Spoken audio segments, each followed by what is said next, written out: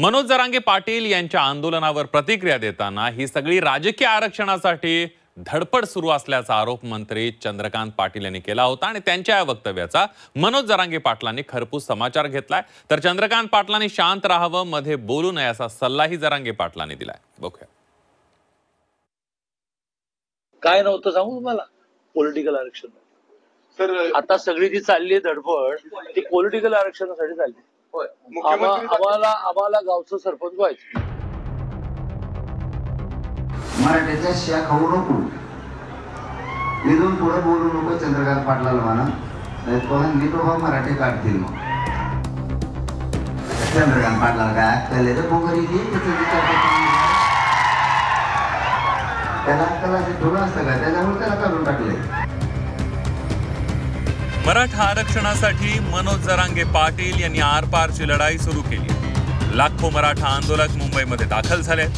या आरक्षणावरून राज्याचं राजकारण ही तापल्याचं पाहायला मिळालं। त्यातच या आंदोलनावरून उच्च आणि तंत्र शिक्षण मंत्री चंद्रकांत पाटील यांनी एक विधान केलंय। मनोज जरांगे पाटील यांची ही सगळी धडपड राजकीय आरक्षणासाठी आहे। काही ना गावचं सरपंच पद हवाई यासाठी धडपड सुरू असल्याचा गंभीर आरोप चंद्रकांत पाटलांनी केलाय।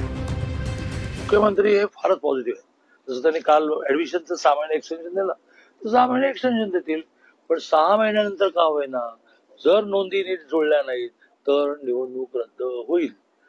मी अगदी स्पष्टच सांगतो की जर 10% SCBC मध्ये, पूर्वीच्या EWS मध्ये सगळं होतं, काय नव्हतं सांगू तुम्हाला, पॉलिटिकल आरक्षण सर। आता सगळी जी चालली आहे धडपड ती पॉलिटिकल आरक्षणासाठी चालली। आम्हाला गावचं सरपंच व्हायचं, पण व्हा ना, कायद्याची चौकटीत व्हा, नाही तर व्हाल आणि 6 महिन्यांनी कॅन्सल होईल। आता चंद्रकांत पाटील यांनी मनोज जरांगे पाटील यांच्या आंदोलनाच्या हेतूवरच शंका घेतल्यानंतर जरांगे पाटील यांनी चंद्रकांत पाटील यांचा खरपूस समाचार घेतलाय। चंद्रकांत पाटील यांनी मराठा उपसमितीचा अध्यक्ष असताना मुख्यमंत्र्यांच्या सांगण्यावरून मराठा तरुणांच्या व्हॅलिडिटी रोखून धरल्याचा आरोप यावेळी जरांगे पाटलांनी केलाय। चंद्रकांत पाटलांनी शांत राहावं, मध्ये बोलू नये असा सल्ला मनोज जरांगे पाटील यांनी चंद्रकांत पाटलांना दिलाय। तू उपसमितीचा अध्यक्ष होता, तोच व्हॅलिडिटी रोखल्या होत्या, या मला माहिती।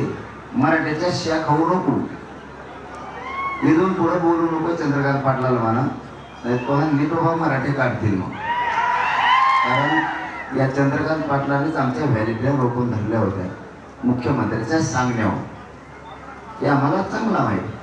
त्यामुळे इथून पुढे वचवच करू नको, कारण तो काय लांब नाही। कोल्हापूर म्हणजे तो आमच्या घराण्याच्या काठात आहे, हे ध्यानात ठेवलं। चंद्रकांत पाटलाला काय अक्कल आहे रे पोगरी, त्याला अक्कल थोडं असतं का, त्याच्यामुळे त्याला काढून टाकले।